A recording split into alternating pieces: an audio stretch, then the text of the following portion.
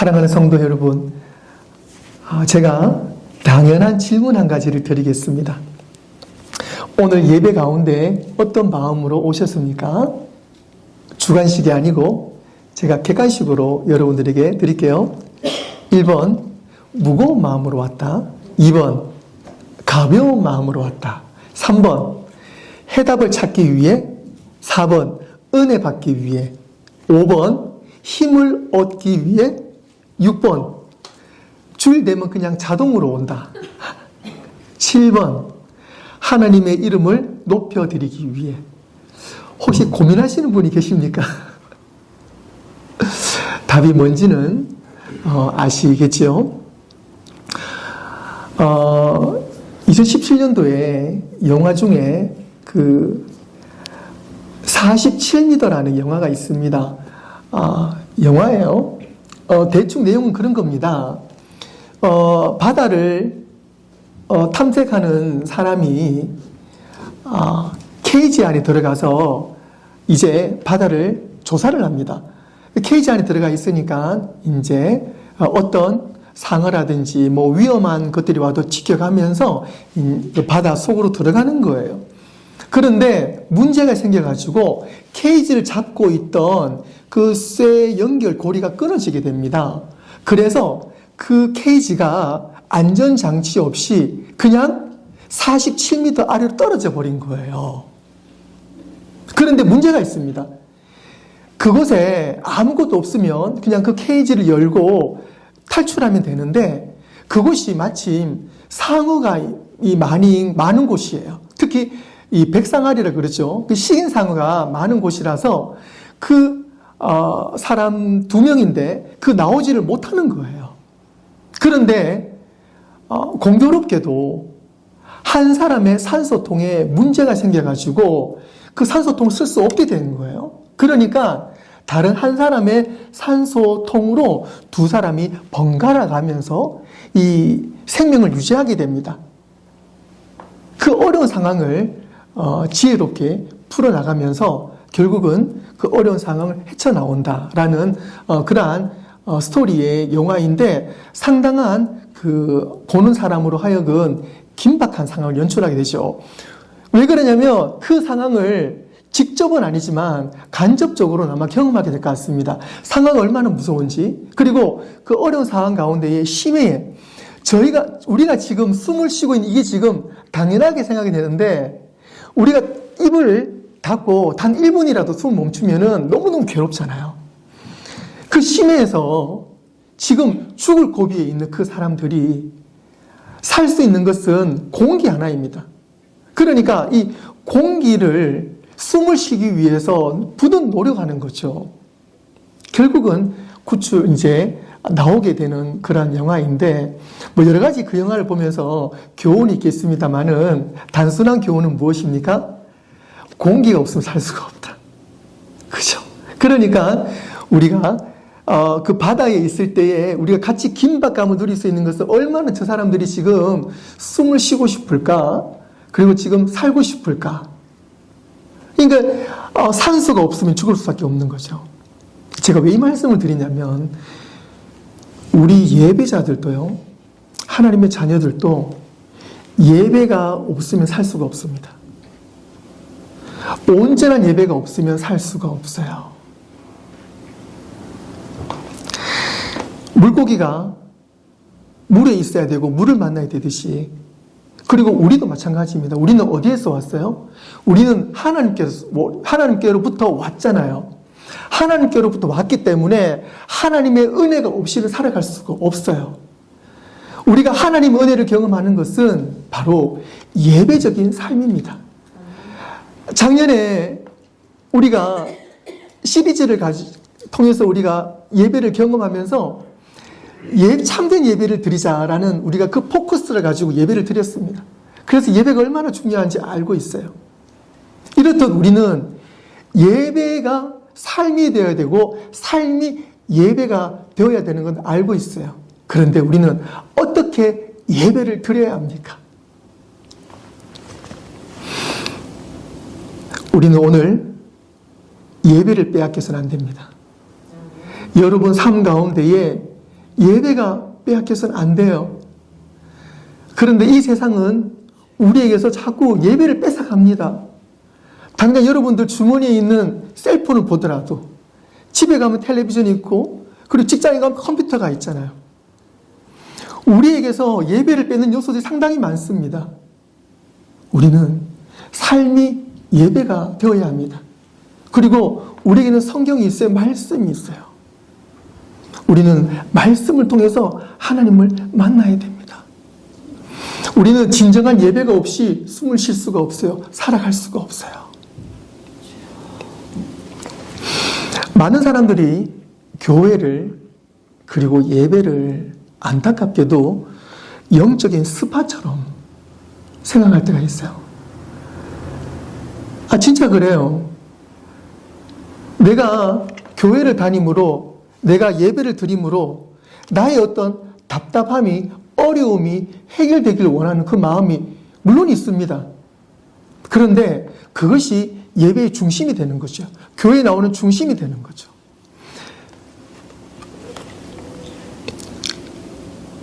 많은 분들이 교회를 찾으면서 목사님의 설교를 먼저 듣고 그리고 그 교회의 성가대와 찬양대의 그 찬양의 그 어떤 퀄리티라고 해야 될까요?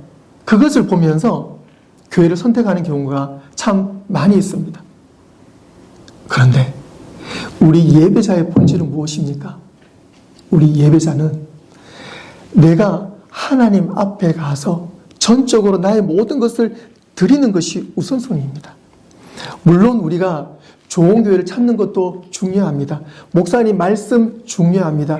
찬양대의 선곡 퀄리티도 중요합니다. 그것으로 교회를 선택하는 것 나쁜 것은 아닙니다. 하지만 가장 먼저 중요한 것은 내 삶이 예배자가 되어야 된다는 것입니다. 그리고 내가 가서 은혜를 받는 교회가 아니라 내가 가서 섬기는 교회가 되어야 될 줄로 믿습니다. 그럴 때 하나님께서 기뻐하신다는 사실이에요. 예배란 무엇입니까? 예배는 삶입니다. 누구와 살아가는 것입니까? 예수님과 함께 살아가는 것입니다. 예수님은 누구십니까? 하나님의 영광을 위해 하나님의 뜻을 이루시기 위해 이 땅에 오신 분이십니다. 온전히 하나님께 초점을 맞추신 분이 바로 예수 그리스도이십니다. 즉 예배의 본체는 바로 예수 그리스도입니다. 그렇다면 나는 예수님을 얼마나 간절히 모시고 있는가? 그것이 바로 우리가 진정으로 예배를 드리는 키워드입니다. 내가 예수님과 함께 있다면 어디 가나 우리는 예배자로 설 수 있습니다. 그리고 예배를 통해서 하나님의 이름을 높여드릴 수가 있습니다. 예배는 감정이나 감격이나 기분이 아닙니다. 예배는 가치입니다. 오늘 본문 말씀에 아버지께 참되게 예배하는 자들은 영과 진리로 예배할 때가 오나니 곧 이때라 아버지께서는 자기에게 예배하는 자들을 찾으시느니라. 하나님께서 오늘 예배하는 자들을 찾으신 줄로 믿습니다.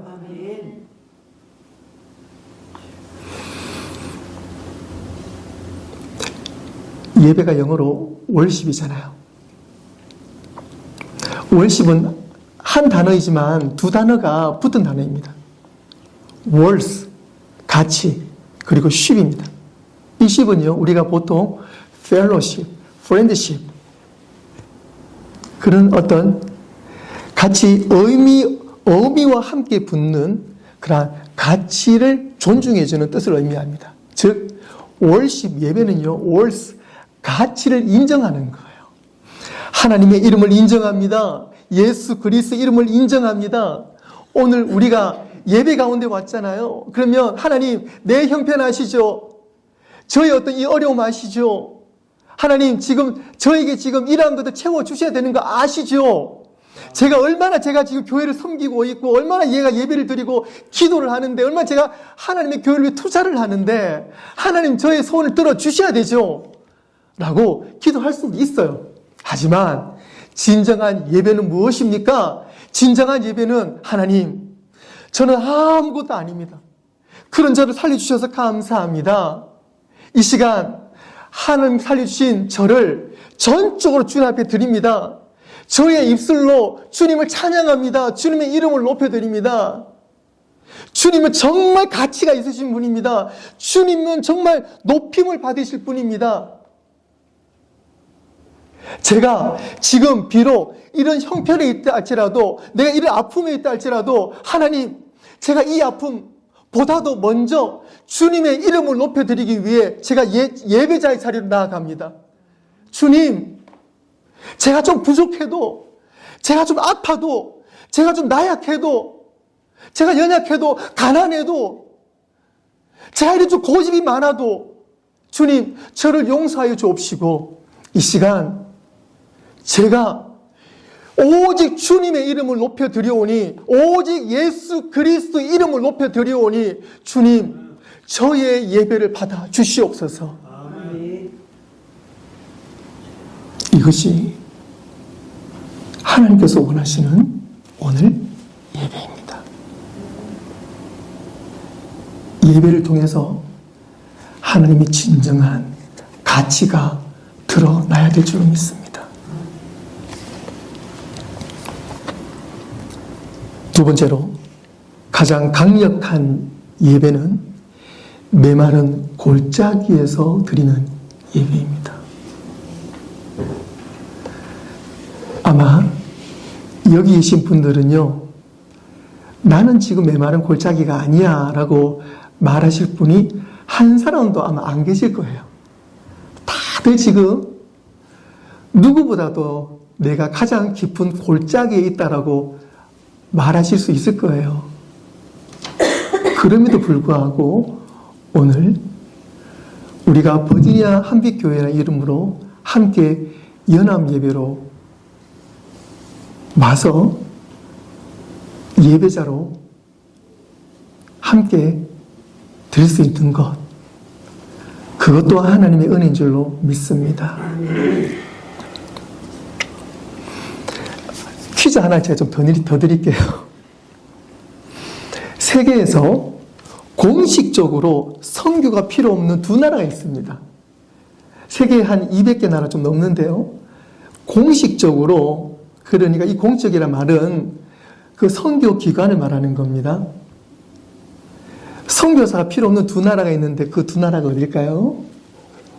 바로 미국과 한국입니다. 놀랍죠? 한국은 더 이상 공식적인 선교사가 필요 없습니다. 우리 교회처럼 교회 차원에서 한국의 그 농촌교회를 위해서 보내신 선교사님 계시죠? 처럼 교회적으로는 보낼 수 있습니다. 한국도 보낼 수 있고, 또 미국에서도 예를 들어 인디안 마을이라든지 아니면 어려운 곳에 우리가 교회 이름으로는 선교사를 보낼 수가 있어요. 하지만 공식적으로는 더 이상 선교사 파송이라는 것은 없습니다. 그 말이 뭐냐면 두 나라 빼고는 세계 모든 나라가 다 선교사가 필요한 나라입니다. 그리고 하나님 말씀이 필요한 나라들입니다. 얼마 전에 그 후배 목사님이 선교사로 계시는 과테말라 선교 이야기를 좀 들었어요. 많은 선교지가 비슷한 상황입니다만은 그것 또한 아주 척박한 곳에 교회가 세워지고 복음이 지금도 증거되고 있는 곳입니다. 예배드릴 건물이 없어가지고요. 그냥 비를 피할 수 있는 곳이면 주일이면 그곳에 모여서 많은 사람들이 예배를 드리고 있어요. 얼마나 어려운지 여러분 상상이 가시죠? 우리나라도 예전에 그러한 나라였어요. 그런데 지금은 세계에서 두 번째로 선교사를 많이 보내는 교회 나라가 지금 대한민국이 된 거죠. 근데 과테말라, 인도네시아, 뭐 중국, 몽골, 뭐 아프리카 여럿이요. 아직도 이런 어려운 곳이 많이 있습니다. 그런데요, 그렇게 어려운 곳에서 말씀이 증거될 때에 그곳에서 하나님의 능력이 더 크게 임하시는 거 여러분들 많이 들어보셨죠? 그것은 거짓말이 아닙니다. 저와 함께 신학 공부를 하셨던 선교사님도 목사님이시지만 이분이 목사님 되기 전에 한의사셨어요. 지금 이분이 이 선교사로서 해마다 1년 중에서 2달을 태국이라든지 그쪽 지역에서 의료 선교를 하고 오시거든요. 그분도 뭐 저랑 뭐 신학교 동기긴 하지만 나이는 저보다 훨씬 많습니다. 70이 넘으셨는데 70이 넘으셨음에도 불구하고 아직까지도 현역으로 본업은 접으셨어요. 본업은 접으시고 1년에 2달은 무조건 의무적으로 태국, 그 다음에 그 주변 나라들로 가셔가지고 와 진짜 하루에 잠을 그냥 쪽잠을 주무시고 2달 동안 침만 놓으시는, 침을 놓으시는데 그냥 침 놓는 거 아닙니다. 선교사님들이 선교하실 때는 그게 있어요. 뭐냐면 침을 놓기 전에 사람이 줄을 서지 않습니까? 그러면 먼저 그 기다리는 동안에 말씀을 증거합니다. 그 하나님은 뭐죠? 기다리는 동안에 말씀을 증거하고 하나님을 알립니다. 그리고 예수 그리스도를 알려요. 그래서 우리의 구주가 누구신지를 알립니다. 그렇게 기다리는 동안에 자연스럽게 복음이 증거가 되고요. 그러고 난 다음에 치료가 시작이 됩니다. 이분들이 하나님을 모르고 있다가 예수 그리스도를 모르고 있다가 기다리는 동안에 그렇게 간절히 낫고자 하는 마음 가운데에 예수님을 영접하고 그리고 침을 맞지 않습니까? 그러면 선교사님도 믿음으로 침을 넣고 맞는 사람들도 그 척박한 곳에서 뭐 우리처럼 침대가 아니잖아요. 맨 땅에서 누워가지고 침을 맞으면서 믿습니다라는 그 믿음으로 이분들이 침을 맞을 때 놀라운 역사가 그곳에서 일어난다는 사실입니다. 그것이 바로 예배 현장이 되는 것입니다.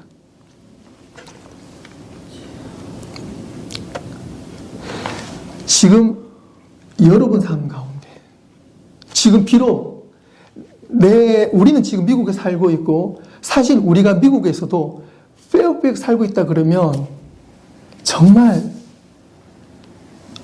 어디 말하기 부끄러울 정도로 너무너무 우리가 정말 큰 혜택으로 살고 있다고 해도 과언이 아니에요. 우리뿐만이 아니고요. 뭐 미국이든 한국이든 우리가 하나님을 믿고 있고 크리스찬이라는 사실만으로도 우리는 정말 가장 부유한 사람들입니다. 그런데 지금 저와 여러분 가운데에 살아있는 예배를 드리고 있습니까?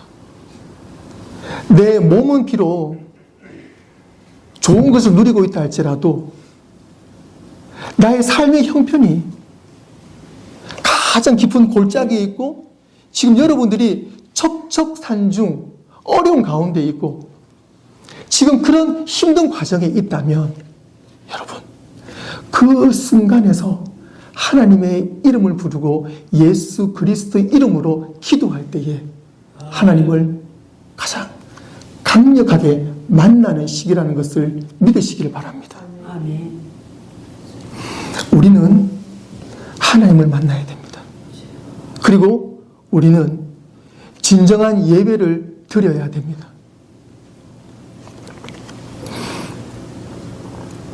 하나님께서 오늘 우리에게 선포하십니다. 23절에 아버지께 참되게 예배하는 자는 영과 진리로 예배할 때가 오나니 곧 이때라. 아버지께서는 자기에게 이렇게 예배하는 자들을 찾으시느니라. 아멘. 하나님을 찾는 사람에게 하나님은 가십니다. 할렐루야. 아멘. 우리는 하나님을 찾아야 됩니다. 오늘 예배를 통해서 오직 하나님의 이름만을 높여드리고 주님께 영광 올려드리며 주님을 찾으시는 우리 모두가 되어야 될 줄로 믿습니다. 아멘. 하나님은 당신의 이름을 부르는 자를 찾으십니다.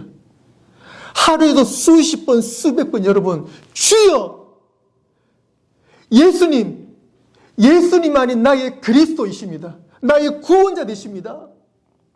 주님, 저를 받아주시옵소서. 나의 예배를 받아주시옵소서. 라고 주님을 찾을 때 하나님은 그 사람과 함께 하신다는 사실입니다. 24절에 하나님은 영이시니 예배하는 자가 영과 진리로 예배할지니라. 영은요, 우리의 감정보다 더 깊은 영역입니다. 우리의 기분이 아닙니다. 우리의 감정이 아니에요. 우리의 영은 우리의 깊숙한 곳에서 우리를 붙들어 주시는 성령님이 내재하는 곳입니다. 그 성령님과 함께 진리로 예배할지니라. 진리가 무엇입니까? 바로 예수 그리스도이십니다. 하나님의 실제이십니다. 그래서 우리는 성령님의 도우심으로 간절하게 예수님을 찾고 하나님의 이름을 높여드리는 진리 가운데에 살아야 되고 예배를 드려야 될 줄로 믿습니다. 아멘. 다윗은요, 왕이었지만 성경을 읽으면 사무엘서와 그리고 특히 시편에 보면은요, 다윗에 대한 이야기들이 많이 나옵니다. 다윗이 죽을 고비를 여러 번 넘깁니다. 사울에게 쫓기면서 죽을 위기에 있어요. 그러면서 다윗이 동굴 속에 숨습니다. 헉헉거리면서 동굴 속에 숨어서 다윗이 어떤 고백을 했겠습니까? 아유, 살았다. 다윗 쫓아오지 말아야지. 어떻게 살 수 있을까? 라고 했을까요? 다윗은 동굴에서 이러한 놀라운 고백을 합니다. 시편 103편 1절과 2절 말씀에 내 영혼아 여호와를 송축하라. 내 속에 있는 것들아 다 그의 이름을 송축하라. 내 영혼아 여호와를 송축하며 그의 모든 은택을 잃지 말지어다. 아멘. 아멘. 아멘. 다윗이 사울의 그 죽음을 피해서 동굴에 숨었을 때에 다윗은 할렐루야, 하나님 이 시간 주님의 이름을 송축합니다. 주님의 이름을 높여드립니다. 주님을 찬양합니다. 제가 죽든 죽지 않든 저는 주님을 찬양합니다. 주님의 이름을 높여드립니다. 라고 그 동굴 속에서 찬양했습니다. 예배를 드렸습니다. 그럴 때 우리가 예배자로 있을 때 여러분들 그 놀라운 감격이 있어요. 여러분들 그런 경험 있으시잖아요. 우리가 참된 예배자로 있을 때 그것이 감옥에 있든 어떤 형도 어려운 편에 있든 내가 아픔에 있든 즐거움에 있든 참된 예배자로 있을 때 우리 마음에는 평안이 있다는 거예요. 오늘 그 감격이 우리에게 임하실 줄 믿습니다. 아멘.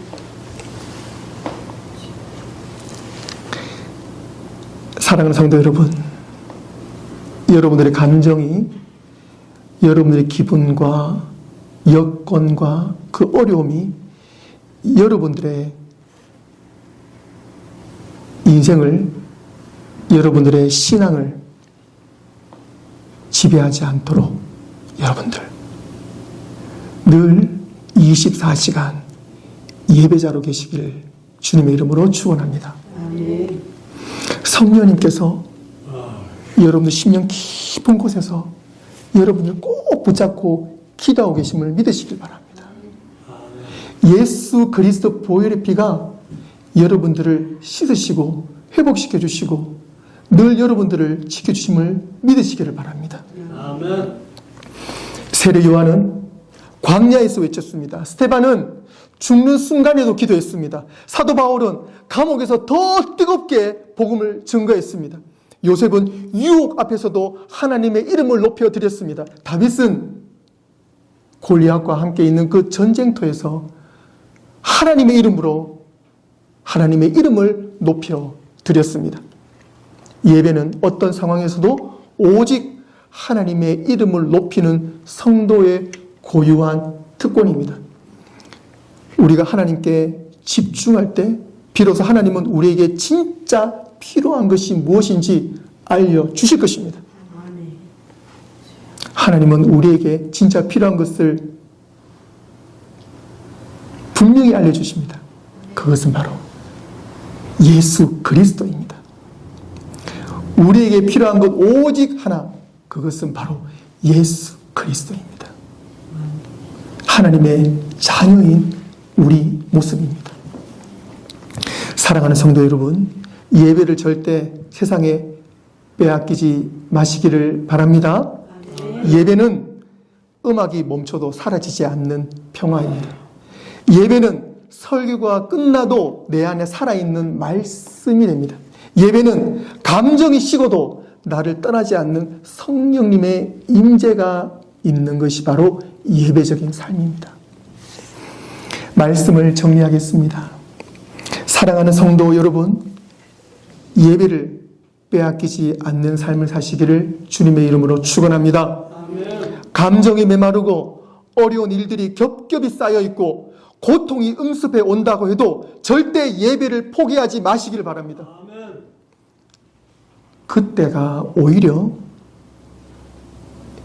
예배를 빼앗기지 않는 시점입니다. 어려운 순간일수록 여러분들, 나는 예배자입니다. 더욱더 주님을 찬양합니다. 주님을 송축합니다. 라는 믿음이 있으시길 바랍니다. 우리는 여전히 하나님의 이름을 높이는 예배자라는 것을 잊지 마시고 언제나 예배자의 거룩한 삶을 사시기를 바랍니다. 오늘 여러분의 예배를 하나님께 선물로 드리십시오. 하나님, 저의 삶을 주님께 드립니다. 저의 예배를 주님께 드립니다. 주님 받아 주시옵소서. 동방박사들처럼, 그리고 목자들처럼 하나님, 오늘 당신을 높여 드립니다. 예수 그리스도, 당신의 이름은 세상에서 가장 가치 있는 분이시고 가장 높임을 받으시기에 합당하신 분입니다. 주님, 오늘 저의 예배를 받아 주시옵소서. 주님의 이름만을 높여 드립니다. 이 시간 우리의 예배가 하늘나라에서도 함께 기뻐하는 참 예배가 된 줄로 믿습니다. 그 믿음이 오늘 이 예배가 하나님의 은혜가 예배의 삶을 살기로 다짐하는 모두에게 충만하시길 주님의 이름으로 축원합니다. 기도하겠습니다.